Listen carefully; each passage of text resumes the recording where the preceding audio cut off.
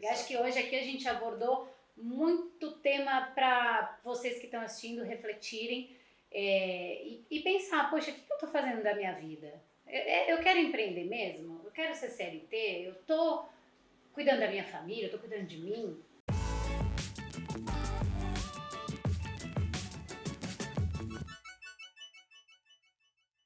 Olá pessoal, tudo bem com vocês? Hoje eu estou aqui com um convidado mega especial, é o Renato Ribeiro. Muito bom. Ele é uma pessoa, gente, ele tem várias funções na verdade, né? Ele tem uma empresa que chama Pacientes. Pacientes, ele vai explicar um pouquinho para vocês, mas o que ele faz de melhor é despertar nas pessoas a sua própria história. E conta o que significa isso. O valorizar a história. Todo mundo quer viver uma grande história. E todo mundo tem uma grande história. Só que às vezes o dia a dia, às vezes a rotina, às vezes os sonhos não realizados fazem com que as pessoas esqueçam o real talento que elas têm. É como se elas vestissem uma armadura que não é para elas. E elas passam a andar pela vida com essa armadura. O meu papel é pouco a pouco tirar essa armadura para que a pessoa consiga restaurar a autenticidade dela. Então nós começamos fazendo isso com pacientes terminais. Então você imagina que uma pessoa que está em fase terminal, não é só ela que está nesse processo de luto, e sim a família toda, a equipe multidisciplinar. Então nós começamos a entender que quando você começa a tirar essas armaduras, ela te liberta, mesmo que seja nos últimos momentos da sua vida. E aí, em uma dessas visitas, um senhor me disse, ele falou assim, Renato, vai para o mundo corporativo, porque a parede que divide hospital e empresa é muito fina. Então ajude as pessoas a despertarem para a própria história antes delas estarem nos momentos finais. E aí, a gente nessa conversa, a gente chegou à conclusão, quem não está em fase terminal? Quanto tempo nós temos? Né, o que aconteceu agora com a Marília Mendonça, por ser uma pessoa famosa, mas todos os dias tem pais e mães que não voltam para casa, que não têm a chance de voltar para casa. Por isso eu costumo dizer que a fase terminal é uma bênção que a pessoa recebe, porque ela ainda tem tempo de tirar um pouco dessas armaduras e ser livre, mesmo nos últimos momentos da vida. Nossa, que profundo. Então é isso que nós fazemos. E o que fez você criar essa empresa, digamos assim? Pode chamar de empresa, né? Pode. Tem 16 anos já. Tem 16 anos. Um dia eu cheguei em casa e minha mãe estava chorando na porta de casa. E eu falei, mãe, por que você está chorando? O que aconteceu lá? O seu pai está no momento de finitude. Seu pai vai morrer. Nossa. E nunca, Dri, tinha falecido ninguém que eu tivesse ficado sozinho.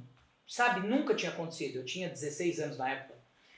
E quando eu me deparei com essa situação, eu não entendi.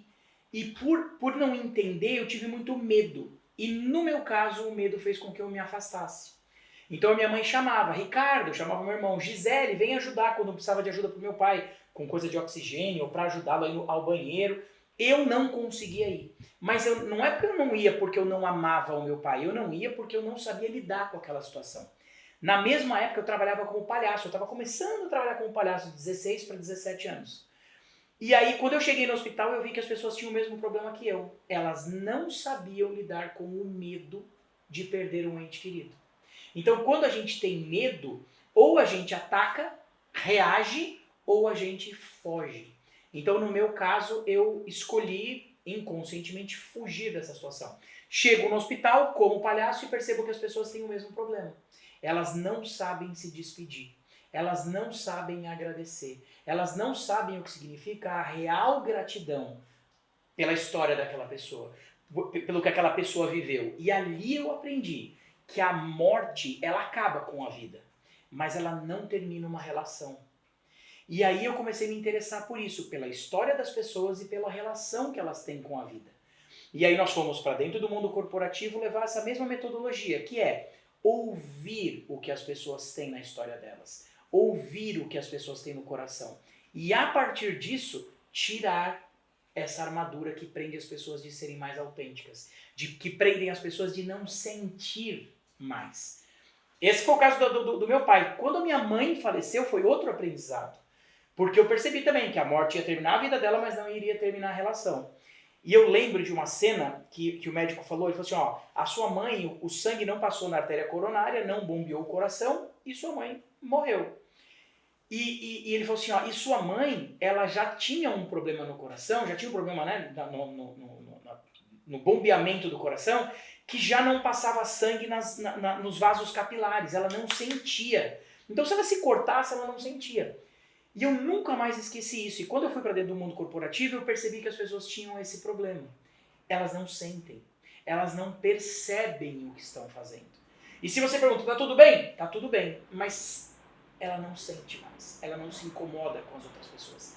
Ela não valoriza as relações. Então o meu trabalho visa despertar as pessoas para a história dela. E a história das pessoas, a nossa história, ela é feita de relacionamento. Nós nos relacionamos em todos os pontos da nossa vida. Seja no nosso casamento, seja nas nossas amizades, seja com o nosso dinheiro, é um relacionamento.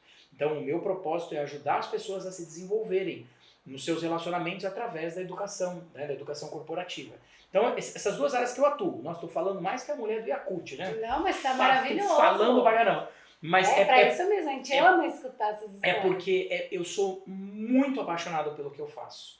Muito dedicado, muito apaixonado. E você teve dificuldade de transpor essa...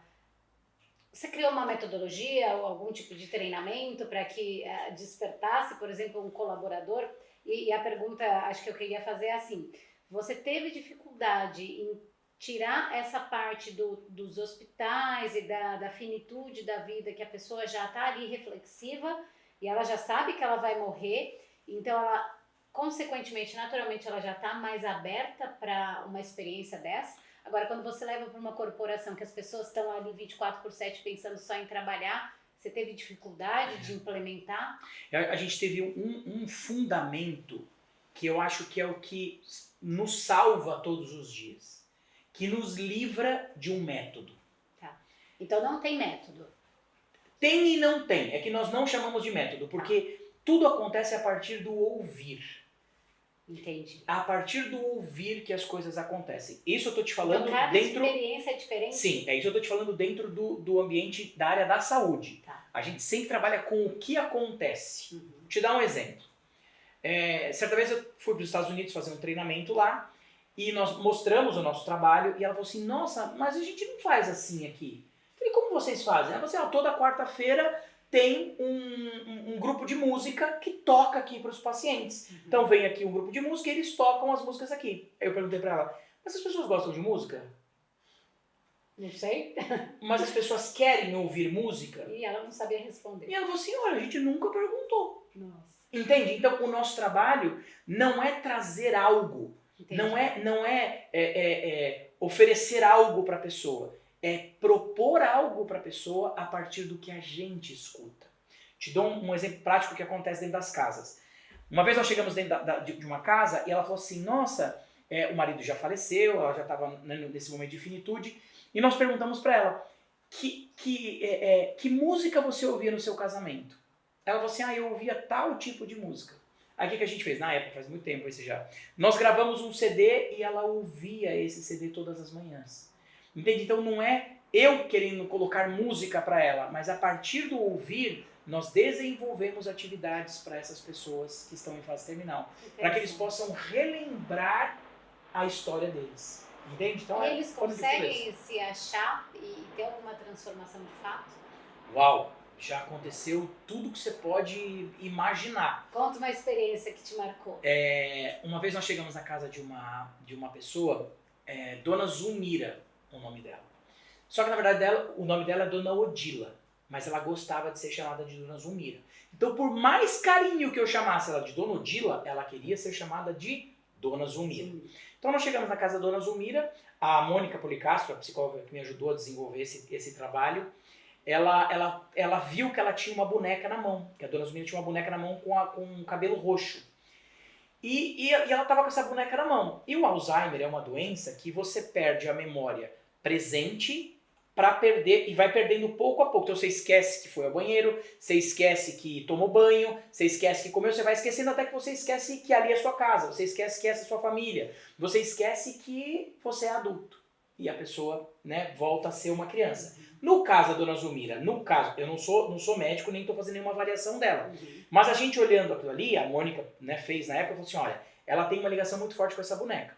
E aí a gente, né, percebeu ela brincando com a boneca, fomos embora e falamos isso. Falou assim, ela tem uma ligação. Acho que o portal pra gente é entrar pela, né, entender como a gente pode brincar com essa boneca. E aí a gente voltou na casa, ela deu a boneca na mão dela, né, a Mônica deu a boneca, e a Mônica pegou outra boneca. Quando a Mônica pegou outra boneca, a cuidadora falou assim, essa era a filha dela. E durante essas visitas, a família falou assim, olha, nós achamos lindo esse tipo de trabalho, mas não tem o que fazer com a minha mãe. A minha mãe ela não reage mais. Lembra da sensibilidade? A minha mãe ela não olha no olho. E aí quando a cuidadora falou aquilo, falou, essa era a filha dela. Eu pego essa boneca grande, olho pra ela e falo assim, ó, essa aqui é minha filha. E ela não tem reação nenhuma. Eu falo, você é a mamãe e eu sou o papai. E nesse momento ela começa a rir. Nossa. Quando ela começou a rir, eu falei, nossa, entramos no mundo dela. Aí eu tiro um nariz de palhaço e coloco esse nariz de palhaço. Quando eu coloco esse nariz de palhaço, ela começa a rir. E começa a chorar. Nossa. De rir. E aí a gente entra no mundo dela e ela se conectou. Aí o que aconteceu depois disso? A família, quando viu as imagens, inclusive eu posso te passar esse vídeo se você quiser colocar. Não, legal, vamos pôr aqui. E quando a família viu essas imagens, a família disse assim, a mamãe gostava de festa de aniversário. E nós passamos a realizar toda semana uma festa de aniversário até ela falecer. Nossa. E aí nós entregamos essas imagens para a família. Aí eu te pergunto, quanto que vale essas imagens? É verdade. Então, respondendo a tua pergunta, né, por que eu comecei a fazer isso? Porque eu não tenho essas lembranças com o meu pai. Ninguém gravou. Ninguém tirou uma foto. Ninguém gravou um áudio. Então nós já documentamos história de como a família chegou. Você imagina uma pessoa em fase terminal, juntamos toda a família e gravamos ela contando como ela chegou. Esse é outro caso, tá? Como ela chegou. Nós já levamos a pessoa para a praia. Nós já levamos a pessoa no programa da Hebe na época. Então, cada ser humano tem a sua especificidade. Então, cada ser humano tem um sonho. E essa palavra sonho é o que o ser humano mais se ilude. Porque todo mundo quer sonhar. E é muito bom sonhar. Só que quando você olha para fora, você sonha. Quando você olha para dentro, você desperta. E poucas pessoas conseguem despertar. Por quê? Porque não tem essa sensibilidade. Você me contou uma coisa hoje quando eu cheguei aqui, né, no estúdio. Você falou assim, teve um dia que eu desci a escada e eu senti no meu coração. É verdade. É aqui. Entende? E esse despertar seu, que fruto produziu? É verdade. Entende? Então tem muita gente que sonha, que fica olhando para fora, que fica desejando, que fica querendo, mas no primeiro obstáculo desiste. E essas pessoas que desistem são as pessoas que adoecem. Tem uma frase de Hipócrates que diz assim: antes de curar alguém, pergunta-lhe se está disposto a deixar as coisas que o fizeram adoecer. Então, a gente vai passando pela vida, Dri, e a gente vai carregando tanta coisa. Então, são poucas as pessoas que conseguem se livrar daquilo que o faz adoecer. E ser autêntico. E ser uma pessoa de confiança. E ser uma pessoa real. Porque nós vivemos, né, nessa coisa de celular, né, de você pegar o teu celular e começar a ver a vida das pessoas e achar que tudo é perfeito. E a vida real não é assim. A vida real dói. As pessoas perguntam assim, mas você não chora quando você se envolve com essas famílias e tal? Eu falei, claro. Você não te faz mal? Eu falei, não, porque eu estou fazendo parte daquela história. Então, assim, esse é o pano de fundo do que a gente faz e do que nós acreditamos. Tanto na Pacientes como na Love My Job, que é essa empresa de treinamento. Muito legal. E conta um pouquinho pra gente da Love My Job. A Love My Job surgiu, né, como eu te contei. Foi tipo um spin-off da sua... Exatamente, foi a gente migrou praticamente pro corporativo com a mesma proposta, de ouvir antes de oferecer. De não ter nenhum produto de prateleira. De falar, agora um treinamento de liderança. Mas peraí, quem é a sua liderança? Que momento eles estão? Quais são as relações que eles têm? Uhum. O que está fazendo essas pessoas adoecerem? É cultura? É um treinamento técnico? É horário? E aí por aí vai. Então, nós descobrimos o que essa empresa precisa através de conversas complexas. E essas conversas você tem, em primeiro lugar, com uma liderança ou com uma equipe? Nós temos alguns pilares. Sempre conversar com o RH, são 3 pilares. Conversa com o RH, conversa com o líder, conversa com os liderados, ou com a equipe. Em momentos separados. Momentos separados. Na maioria dos casos a gente consegue fazer isso. Às vezes a gente não consegue, porque às vezes a empresa precisa de um treinamento funcional, né, para resolver alguma função ali. Mas quando o treinamento é mais emocional ou social, né, que a empresa precisa dar um up nessas pessoas, eles nos chamam para conversar com as pessoas. E nessas conversas surgem as grandes ideias, os insights. Entendi. E aí, como que funciona? Então, você conversa com essas lideranças, né, separada, RH, o líder e depois o grupo, e aí você monta um treinamento baseado no que você escutou desses três pilares. Exato. E ele dura quanto tempo, esse treinamento? Exato. Então, nós temos treinamentos, você imagina uma pirâmide ao contrário, né? Quanto menos tempo a gente tem aqui, nós fazemos uma palestra. Tá. Se o cliente quer aprofundar, então a gente vai aprofundando. Então ele pode fazer uma palestra, ele pode fazer um workshop, ele pode fazer uma imersão, ele pode fazer uma mentoria, ele pode fazer uma mentoria individual com cada líder.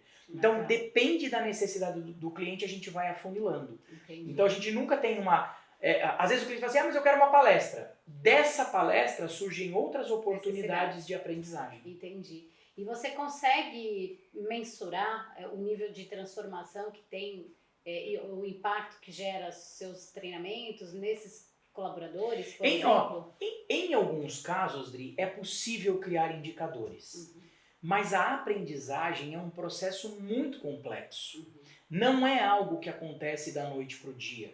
Não é uma palestra que vai É um processo de autoconhecimento, agora, na verdade. Eu costumo dizer assim, né? Às vezes o cliente me contrata para fazer uma palestra e quando eu estou acabando a palestra eu falo assim, olha, eu só quero dizer que essa palestra não adiantou nada.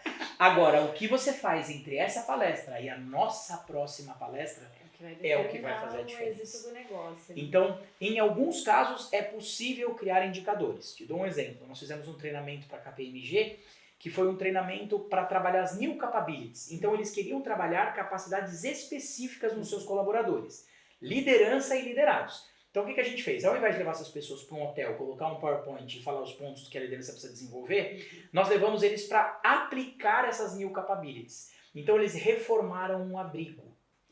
Eles reformaram pintando, reformando a piscina, levando as crianças no zoológico, trocando as máquinas de lavar, instalando prateleira, instalando a instalação de comunicação, de todo esse abrigo. E aí o que aconteceu? Por exemplo, uma das capabilities era administrar recursos, ou a falta de recursos. Então, para o pessoal que ia pintar, a gente colocou tinta a menos, justamente para ver como eles lidariam ali. Então ali a gente conseguiu um indicador de ver como aquele líder ele ia reagir diante daquela situação. Então, esse é um caso que dá para criar indicadores. Mas tem casos que não tem como. Às vezes a pessoa vai, eu quero motivar as pessoas. Motivação só funciona para comemoração. Quando a empresa fala assim, eu quero motivar essas pessoas para que eles aprendam.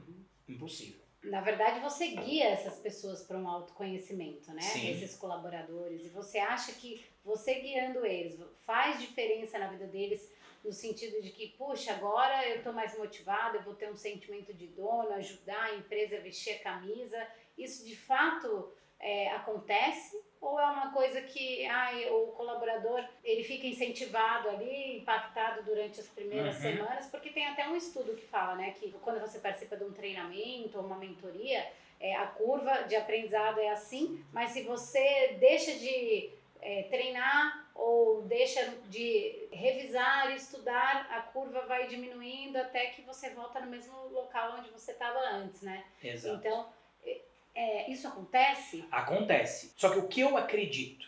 Eu acredito que todo ser humano tem uma capacidade que ele ainda não usa, que ele não descobriu.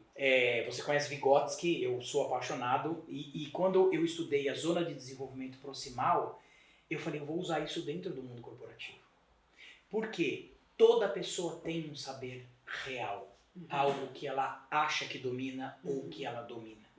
Mas na frente dessas pessoas existe um saber potencial, assim como para a criança, para o adulto também tem.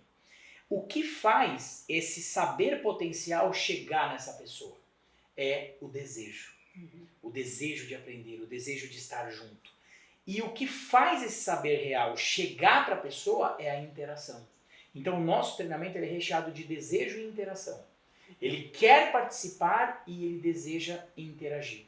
Então esse processo ajuda a aumentar essa curva de aprendizagem. Porque não é a interação somente entre professor e aluno. Tem a interação entre aluno e aluno, entre aluno e ambiente. Entende? Entre colaborador e ambiente, entre colaborador e colaborador, entre colaborador e instrutor.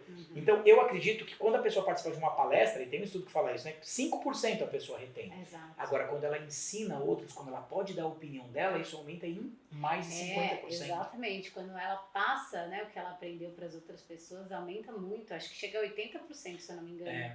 Então, todo mundo tem uma capacidade que ainda não despertou. O grande problema das pessoas, pelo menos da maioria, é que elas estão felizes na zona de conforto, né? Elas estão conformadas. Elas não querem sair da zona de conforto e se sujeitar a desafios, porque isso dói, crescer dói, né? Então, elas preferem ficar naquele mundo medíocre, mediano, porque tá ok. Pra que eu vou sair da minha zona de conforto? Ter desafios novos, se tá quentinho, tá gostosinho aqui, né? E isso é difícil, né? Quando você aplica esses treinamentos, você acaba percebendo. Então, você conversa com uma pessoa e você escuta no primeiro lugar. Sim. A primeira vez que eu conheci o Renato, ele me perguntou tantas coisas que eu fiquei até perdida. Gente, eu nunca nem pensei nisso. Mas por que, Adriana? E por que isso? E por que aquilo? Eu falei, gente, você fica mais reflexivo mesmo, né? Sim. E é essa reflexão que faz você sair da zona de conforto. Exato. Porque a reflexão, ela faz com que você vá para o seu limite. Entende? Nossa, eu não tinha pensado nisso. Então, se você pensar, você vai avançando. E o limite, né, a zona de conforto, o limite da zona de conforto e a zona de ação é uma linha. É verdade. Um passinho que você precisa dar. Quando você passa assim, não dá mais pra voltar. É verdade. Entende? É um convite que a vida faz que não dá mais pra voltar. E aí quando você encontra esse mundo extraordinário que é ser você mesmo, você desperta um potencial que você não tem ideia. Nesse processo, durante a sua jornada, conta um pouquinho pra gente suas dificuldades. Você teve momento que você pensou em desistir, que você falou, puxa, tô inseguro, isso aqui não vai dar certo? Puts, olha só, né? Dri, na época não tinha podcasts como esse aqui que nos ajuda a pensar. Não tinha uma referência. Não existia internet na nossa época. Não. Ai, meu Deus, apaga porque vai denunciar a nossa idade. Eu não tinha essa possibilidade de pesquisar. Eu lembro, lá. O primeiro curso que eu fiz de empreendedorismo foi um curso chamado Empretec. Sei. Conhece o Empretec? Conheço. Foi Empretec. Foi no ano de 2000. Eu já fiz esse curso também. É puxado, né? E eu Você tem que criar uma empresa em 7 dias. E você imagina, eu não tinha nenhuma visão empreendedora. Eu trabalhava como palhaço. Nossa. Em festa infantil. Você foi massacrado, então. Entendeu? Né? Porque os caras não têm dólar. Esse cara é o palhaço. Tá bom. Entendeu? Mas eu sempre levei as coisas com muito bom humor. Mas aí eu fiz o Empretec em 2000 e aí fui trabalhar no SBT. E engavetei esse projeto. Olha aí só. Eu fiz a voz de vários personagens lá no SBT, de 2000 a 2003. Conta um aí, vai. Nossa, eu vou entregar. Eu fiz a voz do Melocoton durante uma época. Imitei. Não sei imitar. Eu que fazia como eu vou imitar. Não, não, mas a Eliana tinha. Eu tava vendo, eu falei, puxa, essa voz, nossa senhora, não, eu fiz Melocoton com a Jaqueline, eu fiz Piu Pia, fiz Gugi, fiz o Xaropinho, uma época do Ratinho. Nossa senhora. Fiz o Xaropinho. Vai, faz uma voz aí, vai, qualquer uma. Não vou lembrar agora. Pra quem lembra, você lembra do Melocoton, aquele bonequinho roxo? Falou assim, ai, que cócega, que você fazia coceguinha ali assim. Ai, que bonitinho. Era muito legal. Para, você quebrou toda a minha imagem do Melocoton fofinho. Mas assim, foi uma época muito boa. Só que quando eu fui mandado embora do SBT, que acabou o programa, eu retomei esse trabalho. E ali as dificuldades começaram. Mas, Dri, eu não sei como foi pra você, mas eu não tinha opção. Outra saída. Não tinha muito. Você o mercado de trabalho não era tão grande como é hoje, Dri. Então, assim, é difícil, né? Então, assim, não tinha opção. Era ou empreender ou trabalhar CLT. Como eu não queria aprender a minha imagem a um CLT, eu falei, eu vou empreender. E aí que eu comecei a Pacientes. Em 2005 foi o nosso primeiro contrato com a Omint e estamos lá até hoje. E para você conseguir esse contrato, você também não deve ter sido fácil, né? Porque para você conseguir o primeiro cliente é difícil, né? Você não tem bagagem, não tem Olha que louco isso. track record nenhum Sim, para mas provar. é muito louco isso, né? Mas Deus ajuda os empreendedores, né? Deus é Deus, ele sabe ser Deus, ele é muito bom nisso, né? É. Eu lembro que eu ouvi uma frase no Empretec que falava assim: o mundo se afasta e dá passagem para o homem que sabe aonde vai. Exato. E eu fiquei com isso na cabeça. Quando eu contei a ideia da Pacientes para um amigo meu, eu falei, tô querendo uma ideia de fazer assim e tal, de cuidar de pacientes, de ir nas casas e tal. Ele falou, você poderia ir nas clínicas e tal. Eu não sabia que esse cara, Adri, era um diretor na Omint. Olha só. Eu nem sabia o que era Mas Omint. assim que é bom, né? E ele falou assim, Renato, você tem 1 mês para escrever isso. Eu chamei minha amiga Mônica Policastro, que é uma grande psicóloga. Ela me ajudou a escrever, a gente baseou no psicodrama para fazer o que a gente fazia e nós apresentamos. Quando nós apresentamos, nós tínhamos uma amiga em comum que trabalhava lá. E ela falou assim, mas a sua clínica é aonde? É no Jardins? Mas você fez mestrado aonde? Você fez doutorado aonde? Eu falei, eu sou palhaço. Isso não, moça. Eu não tenho esse negócio. E nós fechamos o nosso primeiro contrato. Olha só. Foi uma e até ousadia. hoje, quantos anos isso? 20 anos, 15 anos? 16 anos, 16 para 17 anos já. E fizeram questão de fechar o contrato com a gente e nós estamos lá até hoje ajudando essas pessoas a resgatarem as suas histórias no momento de finitude. Nesse tempo, Dri, a gente já ajudou, milhares de famílias a resgatarem esse momento, né, de finitude, a ressignificar a cultura da morte. Isso é um negócio muito, muito difícil. E para quem está assistindo, que talvez esteja nesse momento de, puxa, estou perdido, o que eu faço? O que você pode falar para essa pessoa? Assim, talvez a pessoa esteja querendo empreender, mas está com uma insegurança, porque acha que não vai dar certo, não vai ganhar o dinheiro suficiente para pagar, ou então ainda tem um emprego e está com medo de largar o emprego, ou então não tem nada. O que você pode dizer para incentivar essas pessoas? Vamos lá. Ouvir o chamado. E como a gente desperta esse chamado? Porque, por exemplo, você escuta as pessoas. Quando a gente se conheceu, você fez um monte de perguntas. Você já me conheceu logo de cara. Até eu falei, poxa, agora eu quero saber de você. Eu vou fazer as mesmas perguntas, né? E é interessante quando você escuta a pessoa, porque você demonstra um interesse genuíno por ela e faz ela ter essa reflexão para ela automaticamente se encontrar o interior dela. Mas e se ela não tem ninguém para despertar isso? Eu costumo fazer as pessoas pensarem com uma pergunta. Qual é o seu talento? E a maioria das pessoas não sabem responder essa pergunta. E por não saber responder essa pergunta, eu não consigo ir para a próxima. Quer saber a próxima? Quero. Como você expressa o seu talento? Então, se eu sei meu talento, como eu expresso ele? Então, você precisa saber o seu talento para que você consiga expressar. Neste processo de descobrir o seu talento, você encontra a sua arte. Entende?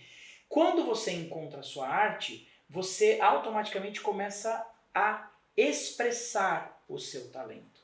Eu costumo dizer o seguinte, propósito é o seu talento causando impacto no mundo que você atua, gerando resultado financeiro. Legal. Entende? Porque eu vejo muita gente fantasiar com propósito. Propósito, não sei o quê. Assim, o meu próprio exemplo, meu propósito é ajudar as pessoas através da arte com o talento do bom humor. Tá? Tá.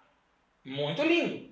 Como é que você vai ganhar dinheiro com isso? Exato. Entende? E eu lembro quando eu juntei meus amigos, tudo palhaço, né? Pra falar, claro, eu tive uma ideia, vamos trabalhar com um paciente terminal. E eles ficaram me olhando assim, ó. Mas, Renato, o Quem que vai pagar isso aí? Boa Falei, como pergunta. assim? O cara vai morrer, Renato. Como que o cara vai pagar isso aí?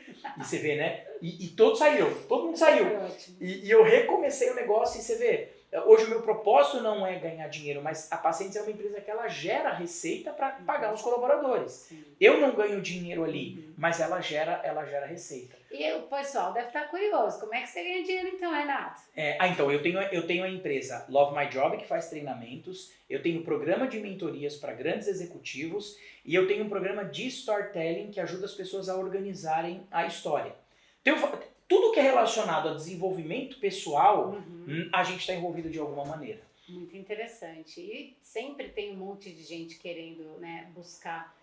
Como que eu conto minha história? Sim. Porque a pessoa até tem, eu costumo dizer, e até a gente falou isso antes de começar a gravação, tudo depende de como você conta a sua história. Isso. Por mais linda que seja a sua história, se você conta ela de uma maneira que não é ali atrativa ou que não conecta, porque o que gera mesmo o impacto, eu acho, é a emoção, né? A emoção que te gera aquela história que você está contando. Sim. E esse é um dos segredos para descobrir o talento.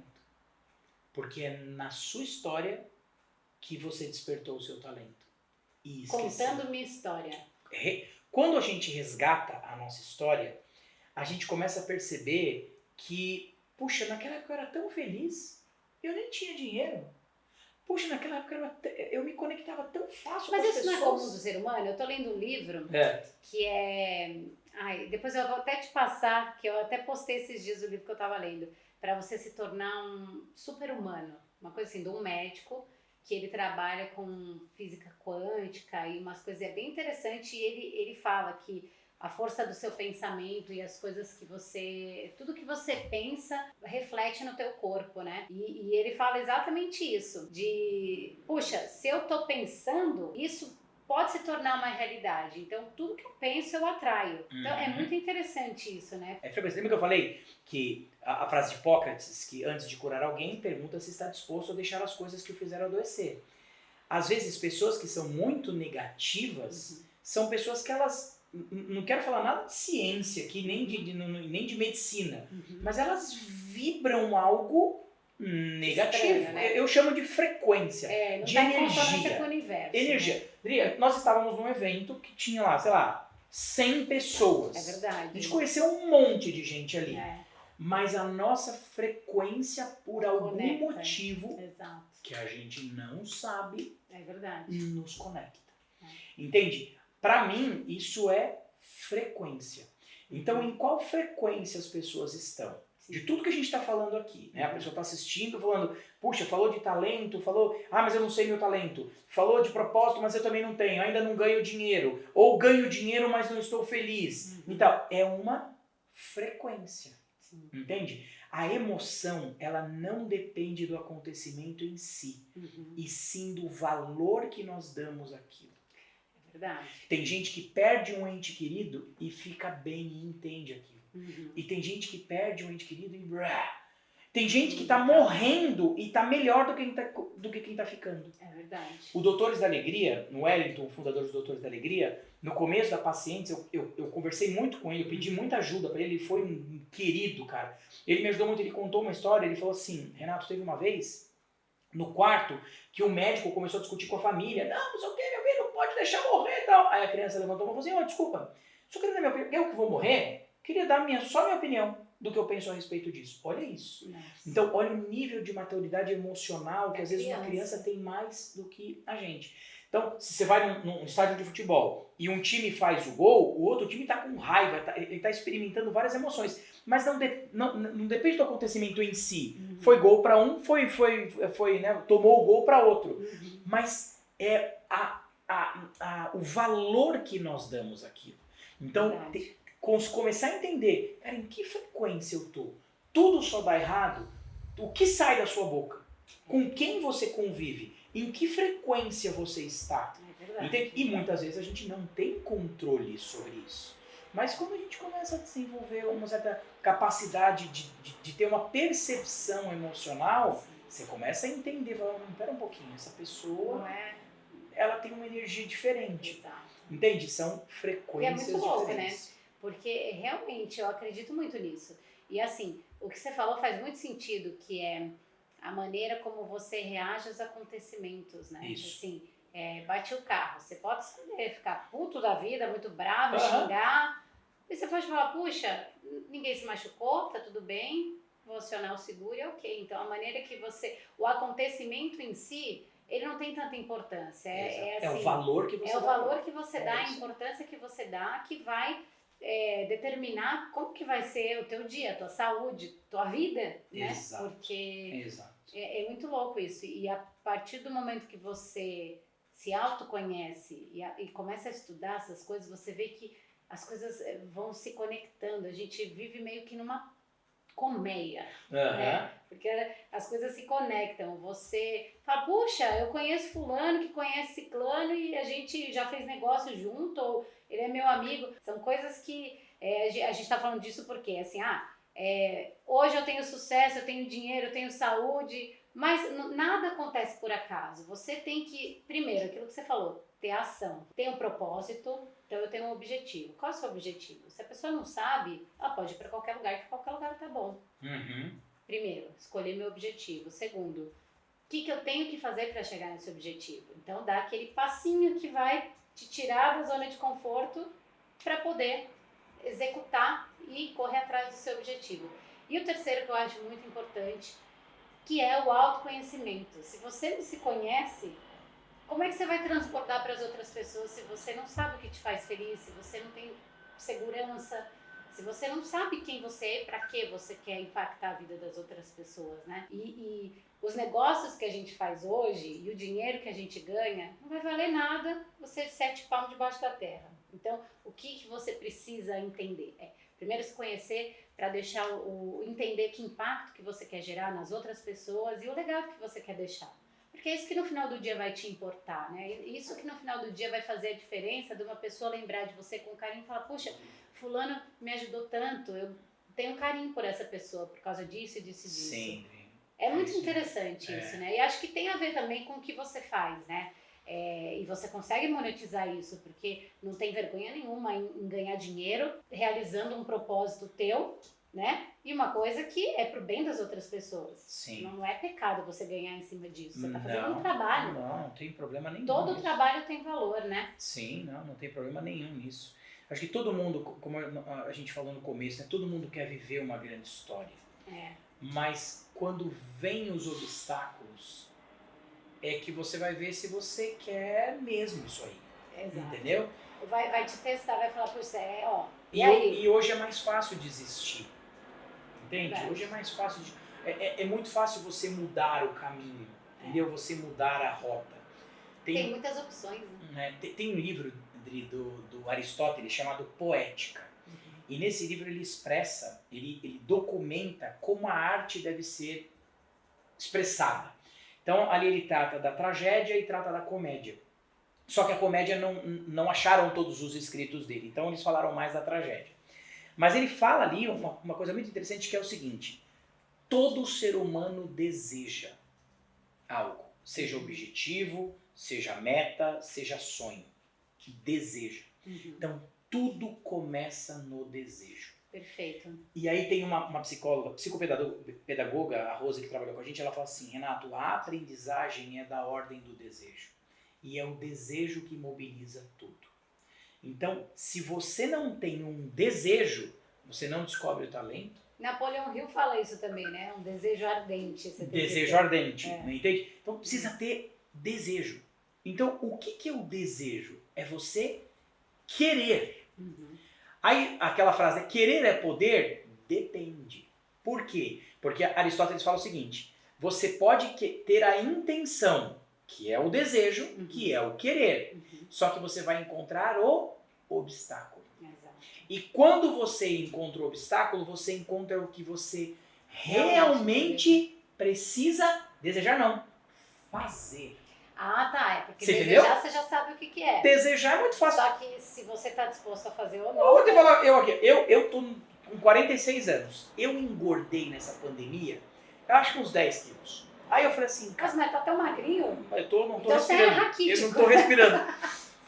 Dri, eu engordei muito. Então qual é o meu desejo? Perder a barriga. Esse é o meu O desejo. que você precisa fazer pra isso? A minha intenção é perder. Então, assim, eu olho e falo, cara, então, nossa, eu olho os caras fazendo exercício e falo, caramba, é fácil Preciso de fazer, fazer. hein? Nossa, eu preciso fazer esse exercício, fazer. Facinho. Só que tem um obstáculo. E Exato. o obstáculo é o que eu realmente preciso fazer. Então, o que acontece? Quando você olha pra fora, lembra que eu falei? Você sonha. Quando você olha pra dentro, você desperta. Só que quando você desperta para aquilo que você realmente quer fazer, é onde você sente medo. E o medo te paralisa, ele é muito perigoso, né? Ou ele te paralisa ou ele te impulsiona. O medo é quando eu tô, né, diante desse perigo real ou na iminência de acontecer. Ou eu fujo ou eu ataco. Entende? É uma questão ali de para que caminho eu vou seguir, né? Qual é a minha intuição, o meu instinto vai me levar para quê? Mas na maioria dos casos o medo paralisa. E a pessoa volta, fala assim, então você quer ter uma escola? Tem que fazer isso aqui. Fala, então não, então eu vou continuar no meu emprego. Tá bom. Exato. Você quer ser meu sócio? Então você vai ter que fazer isso aqui. Ah, não, isso eu não consigo. Fala, então tá bom. É verdade. Entendeu? Então, todo mundo deseja. Todo mundo que está sendo, independente do que ser, cara, casar, viajar, comprar, ter, o que for, você tem um desejo. Você vai encontrar o obstáculo. Casamento é assim. A gente tem o desejo, a gente casa. Casou, vem os obstáculos. E só aumenta. E quando vem filho? Só aumenta. Então, a vida é esse constante convite ao viver. Vida... Você tem que ter persistência, perseverar, né? E assim, ter a plena ciência do que você quer. Você quer continuar casado? Você ama tua esposa? Por mais que às vezes você... Lógico que todo casamento tem altos e baixos, às vezes você quer matar a tua esposa, mas você lembra, poxa, o que me fez se apaixonar por essa pessoa, né? E aí você lembra, e é uma relação de respeito. Você sabe o que o casamento me mostrou? No meu caso, tá? O casamento me mostrou o quão egoísta eu era. Entende? O quanto eu pensava só em mim, desde o sexo até o dinheiro. Só entende? você. E eu comecei a perceber, cara, como eu era egoísta. Entende? E como você conseguiu perceber isso e mudar? Foi autoconhecimento seu? Não, foi pancadaria com a minha esposa mesmo. Entendeu? Foram os obstáculos, lembra? Mas sempre vocês dialogando. O obstáculo leva você a descobrir o que você realmente precisa fazer. Exato. Entende? Então, o casamento não é fácil. Trabalhar não é fácil. Se relacionar, tudo é difícil. dirigir não é fácil. É verdade. Entende? Então, a gente é um constante convite da vida para que você viva. Eu não sei se você assistiu o filme Soul. Não sei se vocês assistiram. Você assistiu o filme Soul? Não lembro. Recomendo. Qual o que filme é Soul. esse? O filme Soul é aquele filme do do azulzinho? do Joe Gardner. Porque ele não tem alma? Isso. Ah, sei, que é a né? menina, né? Joe É Gardner. muito legal, o pianista. Aquele filme lindo. é um resumo do que acontece na vida das pessoas. É verdade. Porque ele está vivendo e não está percebendo. Quando ele chega, ele alcança a grande meta da vida dele, ele alcança, que é tocar com a Doroteia. E aí quando ele toca, ele sai, a Doroteia, ele fala assim, e agora? Eu alcancei, e agora? E aí ela fala assim, isso me fez lembrar a história daquele peixe que chega nadando e fala pro peixe mais sábio, fala assim, ei, tô procurando o oceano, onde é que é isso?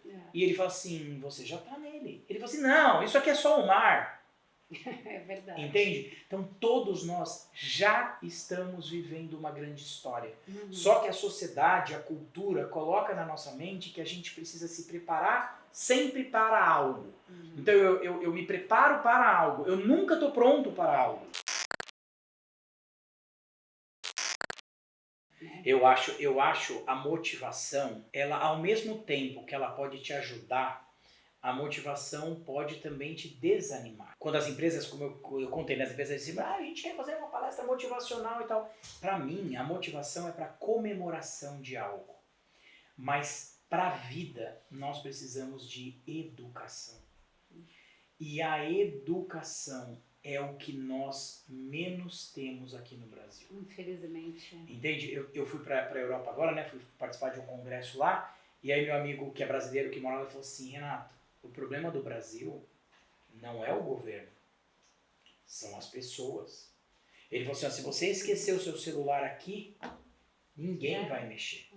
Entende? Agora, se você esquecer aqui no Brasil, entendeu? Então, assim, não é o governo, não é Lula, o Bolsonaro ou o Moro, entende? São as pessoas. Então, essas pessoas incluem a nossa pessoa, entende? Então, independente de religião, nós precisamos ser transformados através da educação. Esses treinamentos, que são impactantes, eles realmente fazem você acordar, mas o que faz você realmente aprender na vida são os bons relacionamentos. Exatamente. Entende? São os bons amigos. E hoje em dia é tão difícil de fazer amigo.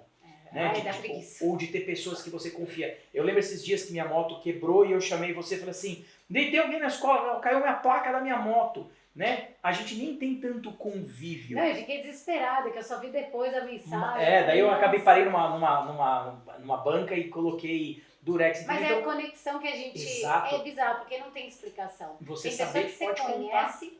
você fala, puxa, bateu e confio. Exato. Não é louco? Exato. Então, esse processo de se relacionar bem é o que faz a diferença. É o que traz uma frequência diferente. É verdade. E você sabe, por exemplo, a minha sócia fala, nossa, Adriana, mas você é agradável, tu não gosta de ficar com você, ficar perto. Eu falo, mas não é isso, é porque eu gosto, falo pra caramba, eu gosto de me comunicar. Minha mãe fala que eu devia ser jornalista, que eu falei assim, mas como é que aconteceu? Mas que horas que foi? Mas que roupa que ela tava? Mas ela tava não sei o quê. Aí eu falo, Adriana, para, você é jornalista. Eu falo, mas é que eu quero saber das coisas. E eu acho que o que de fato move as pessoas é esse interesse. Então, se você tem um interesse genuíno na pessoa, você conecta com ela. É isso aí. Né? E caso contrário, tem pessoa que não tá nem aí pra você e é o jeito da pessoa, né? E é isso que eu aprendi trabalhando com pacientes terminais. É o jeito que você se conecta. E é assim que eu trabalho dentro das organizações. É o jeito que você se conecta. E quando você fala pra gente encerrar, senão a gente vai ficar aqui até se meia-noite, deixar, porque, nossa senhora, pede a pizza aí. Tô amando aqui a conversa. Existe uma maneira correta, uma técnica de você se expressar? Por exemplo, você é um mentor em storytelling. Então, por exemplo, Renato, vou te contratar para você me ajudar a contar a minha história. Você vai ouvir minha história e você vai encapar ela de uma maneira agradável. Nós vamos fazer o recorte da história. Mas você usa uma técnica tua com um método. Sim, ali a gente tem um método, tá? Ali a gente tem um método. Que nós utilizamos várias técnicas dentro desse método. Entendi. Mas a primeira coisa é colocar a sua história dentro da jornada do herói. Sim. Entende?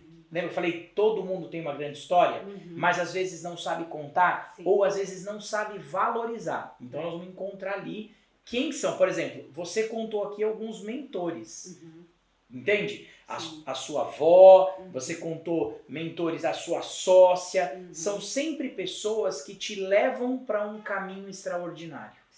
Entende? Então, se você me conta, Renato, eu quero contar a minha história em um evento.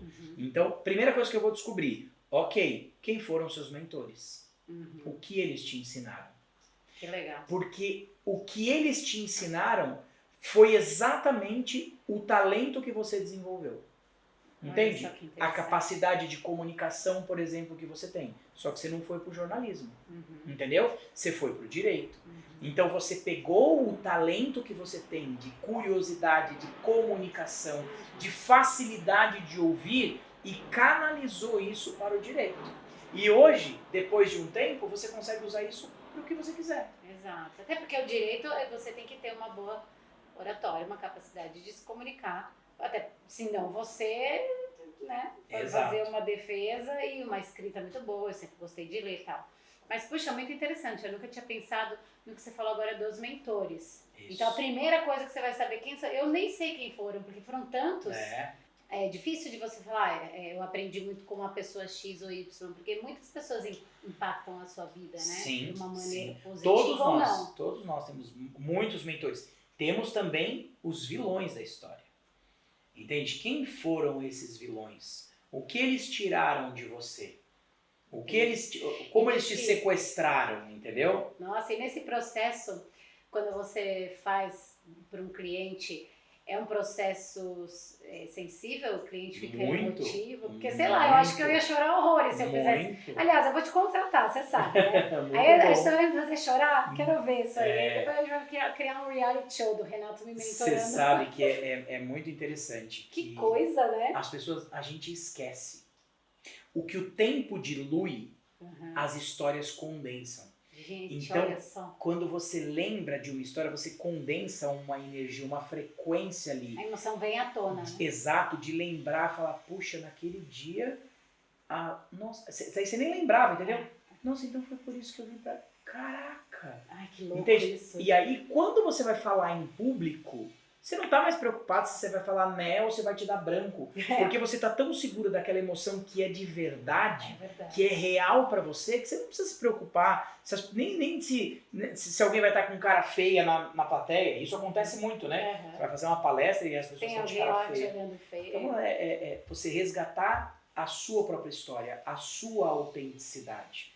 O mais legal, de tudo que a gente está falando aqui é que nós já estamos vivendo uma grande história. Só que às vezes as pessoas não se dão conta disso. Elas ficam aguardando algo acontecer. Quando eu tiver, enquanto você me apresentava, você falou assim, não, aqui vai ser assim. E eu assim, caraca, deixa eu tirar uma foto, que lugar lindo. Mas é tão lindo! Você entende? Então, é verdade. A gente sempre, quando a gente mostra o nosso talento, a gente mostra, né, o nosso castelo, a gente mostra sempre que a gente ainda vai fazer. Tá faltando a gente ainda vai fazer. A gente vai... E na verdade, as pessoas, elas estão encantadas de ver o que você já tem.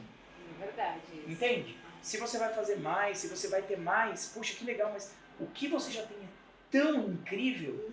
Então a gente sempre está olhando para o futuro. É um pêndulo, né? É o pêndulo que fica no futuro.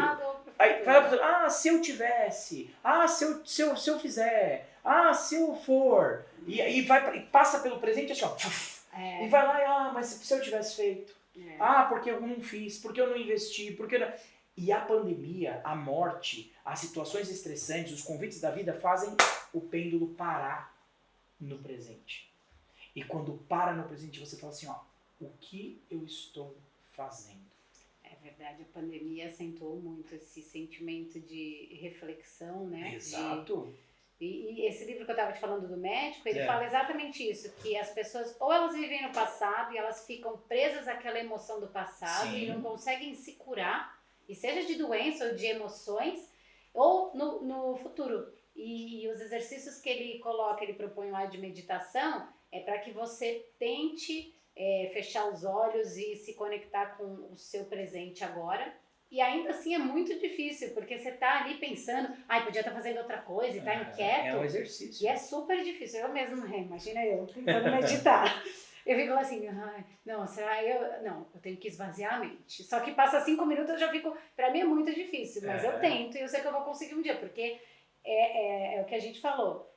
Eu quero, então eu vou tentar até eu conseguir. É perseverar, você ter ali a persistência de que, a ciência de que você vai chegar porque você deseja chegar lá.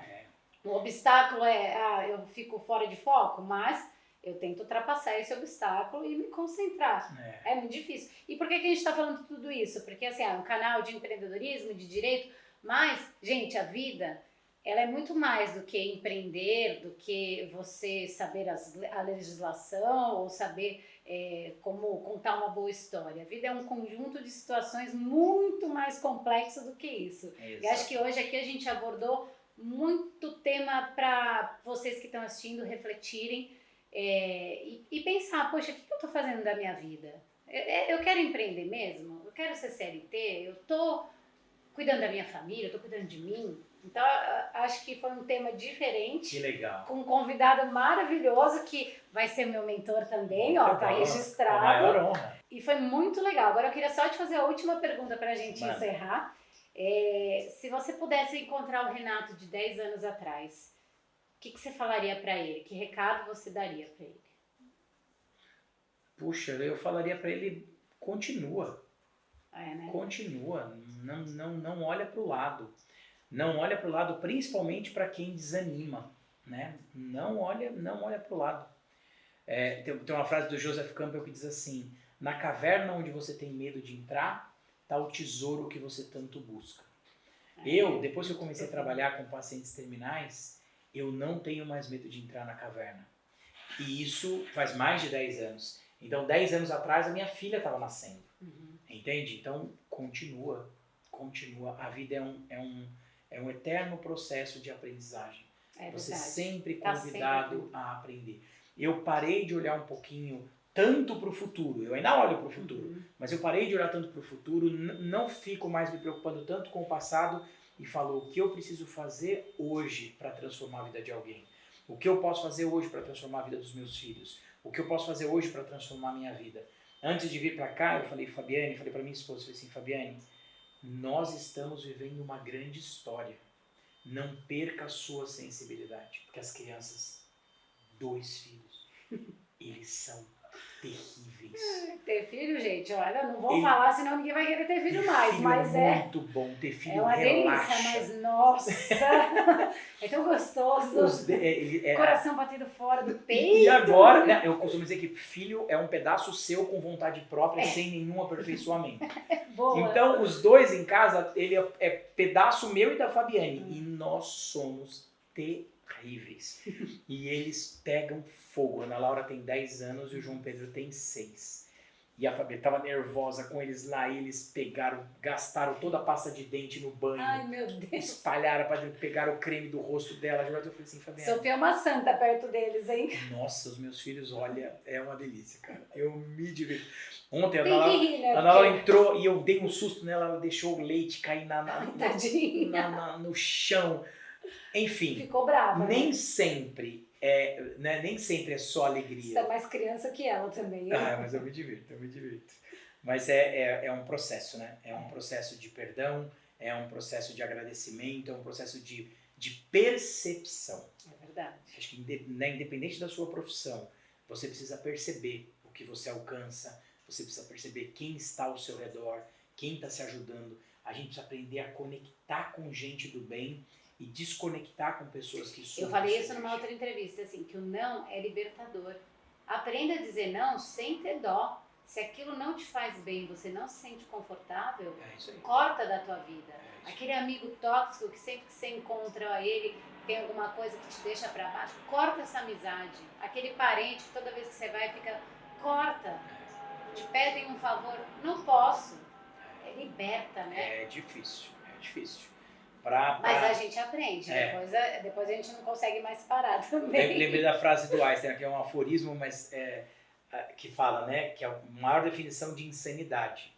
Loucura é fazer a mesma coisa todos os dias e esperar um resultado diferente. Então, se você quer um resultado diferente, se você quer encontrar coisas novas, você precisa se conectar com gente nova. Você precisa fazer coisas novas, você precisa se permitir fazer coisas novas. Você precisa se permitir viver o novo. É o desconhecido, né? Entendi. E no desconhecido tem tanta oportunidade, Exato. você só não está disposto a pagar o preço. É isso aí. Não, dá preguiça, imagina, eu vou lá, vou gravar entrevista, pra quê? Que preguiça, chovendo ainda, frio, vou conhecer tal evento do LEAD? Não vou. Imagina, se eu não tivesse ido, não ia te conhecer. Olha só. E assim, pequenas coisas, né, que acontecem que pode fazer a diferença na tua vida. Olha o que você falou. Pequenas coisas. São pequenas. Tem uma frase no storytelling que nós usamos que diz assim: tudo que acontece pequeno é uma versão pequena de algo maior. Exatamente. Se você é mesquinho no pouco, você é um grande mesquinho. Sim. Se você é amoroso no pouco, você se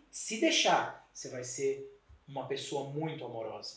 Entende? Muito então, legal. você começa a entender que menos material e mais humano. É verdade. Entende? Então, tudo que acontece pequeno, humano, acaba sendo a versão de algo muito maior de humanidade que você pode fazer. Muito interessante isso. Então, tudo que acontece pequeno é uma versão pequena de algo muito maior. Se você é soberbo no pouco, no muito, você tem sérios problemas. Nossa, eu nunca tinha pensado nisso. Realmente faz muito sentido. Porque se você se mostra uma pessoa, né, mesquinha, mesmo tendo pouco, se você tiver muito, você vai ser muito mais mesquinho. Exatamente. Né? Dinheiro intensifica quem você é. Isso é. Dinheiro é igual oxigênio. Se você não tem, você não respira. Mas se você tem, você não precisa de potencializa o teu caráter, né? Claro que é bom ter. Entende? É bom ter, é bom guardar, é bom saber administrar. mas aprenda a viver agora. É verdade. Olha para o futuro, investe no futuro, né? Com os aprendizados do passado, esse pêndulo não dá para ficar parado. Sim. Então a gente sempre está se comparando, tá? A gente sempre está olhando E é uma para frente. evolução constante. Mas é que passa tão rápido pelo presente que às vezes a gente não olha para os nossos filhos, a gente não olha para... Daqui a pouco eles estão com 20 anos. Exato. Tchau, mãe. Esses dias foi um cara em casa e ele falou assim, nossa, se deixar a gente vai até amanhã. A gente já ia encerrar. Não, ele foi em casa e falou assim, né, nossa, seus filhos estão crescendo, eu não vi, ele falou assim, a gente não vê as nossas filhas crescerem, né? Eu falei, você que não viu, porque eu tô vendo, justamente por esses alertas que eu tenho por trabalhar com paciente terminal. Puxa, e é realmente, né? O Cláudio, meu marido, ele fala muito isso pra mim, que eu trabalho muito também, né? Mas ele fala, Adriana, a Sofia tá desenhando aqui, vamos dar atenção pra ela, é a vez dela.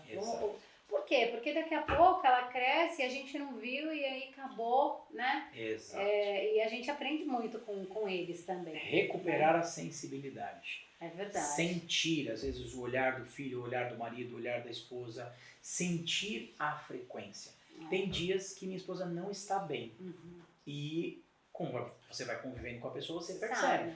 E aí você pode escolher respeitar. Sim. Entende? Às vezes você chega no trabalho, quem trabalha, você não está muito bem, você precisa aprender a respeitar. E tudo isso passa pelo ouvir. Nós precisamos aprender e reaprender a ouvir. Uma pessoa que ouve, ela fala melhor. Uma pessoa que ouve, ela ganha mais dinheiro. Uma pessoa que ouve, ela consegue perceber coisas que as outras pessoas não conseguem perceber. Tem o livro do Daniel Carnegie, que é Como Fazer Amigos e Influenciar Pessoas. Que ele fala, eu não faço nada, eu só escuto as pessoas. E eu faço um monte de coisa. Não faço nada, mas faço um monte de coisa. Exatamente. Por quê? Porque as pessoas são carentes de contar, né, as coisas. Então, tem um episódio no livro que ele fala, puxa, eu fui visitar um cara muito importante e eu só sentei e escutei a história dele. E ele ficou encantado comigo porque eu só sentei e escutei o que ele tinha para falar. Porque as pessoas não param para escutar. Você sabe que quando a gente aprende a ouvir as palavras que são ditas. Mas tem outro nível, que é aprender a ouvir as palavras que não são ditas. As palavras que estão no silêncio, as palavras que estão em um olhar, em um sentimento, em uma pausa. Então, a gente precisa desenvolver. Essa é uma sensibilidade, né? E palavras que são indizíveis. Então, tem palavras que são ditas, como a gente está aqui falando, mas com certeza por trás dessa conversa existem palavras que não são ditas, que quem está assistindo está pegando. Entende? Porque precisa dessa frequência. Sim. Então, quando alguém tem uma necessidade, a palavra acaba chegando, a comunicação acaba chegando de maneira diferente para todo mundo que está assistindo. Poxa, Renato, muito obrigada. Eu amei falar com você. Não, peraí. Assim primeiro e depois assim. Foi demais. Muito legal, Adri. Eu quero mais um papo pra gente falar um pouco mais a fundo. Quer dizer, se deixar, a gente vai falar 50 horas. É isso, já passou do nosso horário. Eu vou deixar o seguinte. Vocês podem colocar aqui embaixo se tem algum assunto que vocês acham legal a gente falar, porque esta pessoa tem muito ainda para ensinar pra gente. E como vocês ouviram aqui ele falando, a educação é a base de tudo, a educação transforma. Então, vamos aprender, né, gente? Espero que vocês tenham gostado. Esse foi um papo diferente, que eu amei fazer. Um papo mais cool. Muito legal. E vamos fazer o próximo em breve. Muito obrigada pelo convite, viu? Obrigado. A próxima vai ser um podcast que a gente vai gravar. Isso. E depois vocês deixam que a gente grava mais um. Show. Espero que vocês tenham gostado. Tchau, tchau. Valeu!